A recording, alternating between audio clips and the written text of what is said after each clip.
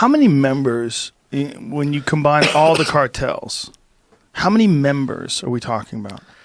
It's pretty hard to put a number on how. I will say this. More than 1 million? I will say this. They defeated the Mexican army in Sinaloa. Yeah, that was bananas. Yeah. When they captured El Chapo's son. Yeah. And then the army gave it back. Yeah. They're like, yeah, you can have him back. Well, sorry. That whole situation, and it was like, I remember that was happening, and I was getting asked questions about it, and it was live. It was all of a sudden just popped off, Basically, supposedly, official story from the Mexican government is that they send a special police unit to capture him, right?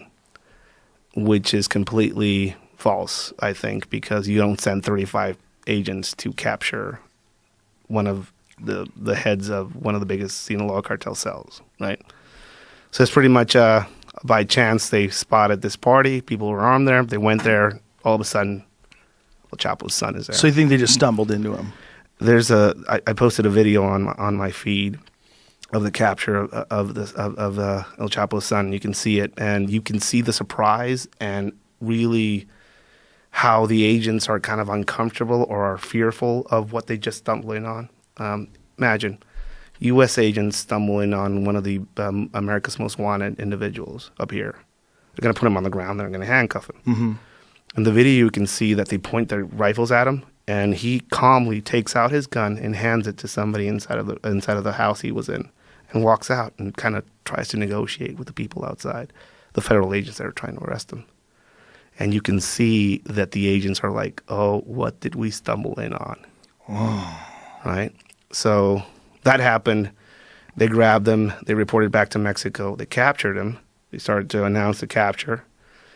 And his brother, his half-brother, Archibaldo, basically called in all of the reinforcements from all surrounding towns and regions in Sinaloa. And it was flooded with a bunch of armed cartel guys.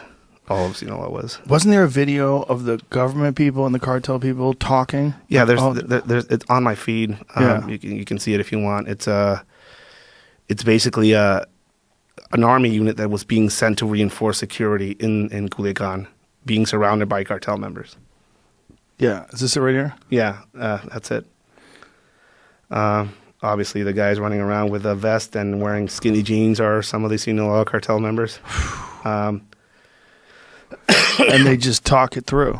I mean, they're outnumbered, and also there's talk about there's a specific community out there in Sinaloa where all the army families members live, and they were apparently being held hostage by cartel guys as a bargaining chip. So all these guys that we're seeing here, they're dressed in civilian clothes with the vest. Those are all cartel guys. Those are all cartel guys.